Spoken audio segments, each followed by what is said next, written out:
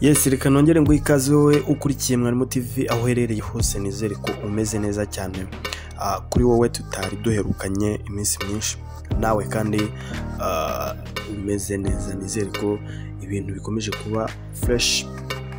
By now hari inkuru iri kugenda icaracara ku mbuga nkoranyambaga, cyane cyane Instagram ndetse na Facebook. Ni inkuru y'umugabo w'icyamamare, inkuru y'umunyabigwi uri gufata agatubutse muri iyi minsi, akaba ari umustar hano muri Tanzania. Yes, iyo nkuru rero ikaba igira iti yaguze isaha ihenze cyane ihagaze miliyoni nyinshi mu manyarwanda.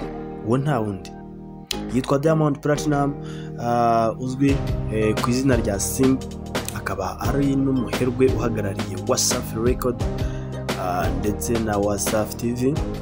Uyu nguyu akaba ari gukorera ibitaramo byinshi ku mugabane wa Amerika, mu bihugu birimo Canada ndetse n'ahandi henshi cyane muri uriya mugabane wa Amerika.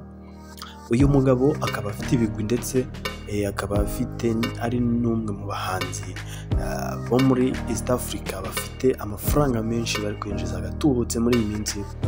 Uyu mugabo witwa Diamond Platinum by now akaba yagaragaje yuko yaguze isaha ihagaze miliyoni hafi 30,400 by'amafaranga y'u Rwanda.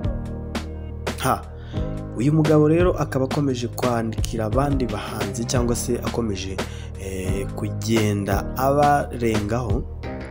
Uyu mugabo yitwa Diamond Platinum akaba akomeje kugaragaza yuko ariwe urenze cyane mu basitari cyangwa se mu bahanzi muri East Africa, nyuma yuko ku rukuta rwa Instagram yagiye akavuga yuko miliyoni 69 z'amashiringi ya Tanzania ariyo yatanze ku isaha yonyine gusa yagaragaje, nyuma yuko amaze ndetse no gutangaza ko miliyoni 3 z'amanyarwanda arizo yamaze gutanga ku ishaneti.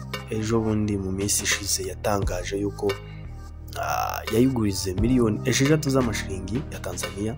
Akaba ubu ngubu akomeje gukataza ku mugabane wa Amerika, akomeza gukora ibitaramo byinshi ku bihugu bigiye bitandukanye byo hariya mu mugabane wa Amerika. Uyu mugabo rero akaba ari kwinjiza agatubutse cyane muri iyi minsi, nyuma yuko abwiye abasitari bagenzi be bati ariko kuki mukomeza kwambara ibintu bya pirate, kubera iki mukomeza kugura amasaha, imiringa, imikufi, amashaneti bya pirate? Yes, Diamond Platinum akaba yagaragaje yuko iyi saha yiwe ariyo ya mbere ihenze cyane, yuko yatwaye akayabo ka miliyoni 69 z'amashiringi ya Tanzania.